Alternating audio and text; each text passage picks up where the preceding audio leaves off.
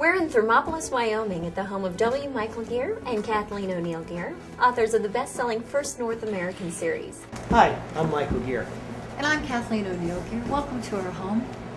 The latest installment, People of the Nightland, is a saga about a visionary boy who leads his people away from the path of one of the worst catastrophes in the history of the world.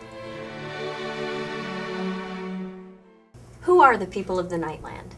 The people of the Nightland are the characters in our newest prehistory book, which is set about 13,000 years ago at the end of the Ice Age. And the actual location for the novel is in New York and southern Ontario, but it's a very different New York and Ontario than we know today. And the people of the Nightland are Paleo-Indian peoples, some of the first North Americans, people who lived on the continent at this point in time. We know them archaeologically from three different cultures, from the Debert, from Gainey, and the Park Hill cultures. They're big game hunters, migrating with the animal herds, living on the edge of the ice. What catastrophe did they face? This is the end of the Pleistocene Ice Age. So 13,000 years ago, we have a massive glacier, we call it the Laurentide Ice Sheet, that covers most of North America. And around the edges of this glacier is a meltwater lake that was so huge, it held more water than in all the freshwater lakes today in the world. And right at this time period, the glaciers are beginning to collapse. The animals that they had hunted are going extinct, so mammoth, mastodon, giant buffalo, giant sloth, beavers as big as black bears are all going extinct, and these people are under extraordinary environmental stress. Literally, their world is collapsing before their eyes, and we're about to go into what will be called the Younger Dryas interval. This is a period of abrupt climate change where all of the water in Lake Agassiz suddenly drains. Tell us about your character, Silvertip.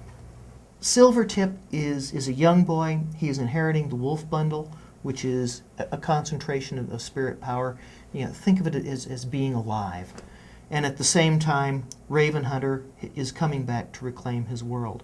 So what Silvertip has to do is not only be a 12-year-old boy, he has to learn to be a dreamer, and he has to be able to take his people and get them moved out of the way of this gigantic discharge of water.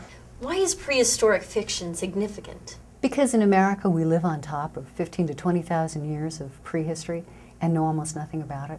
Most schools in North America, when they teach Indian history, teach the Indian Wars period.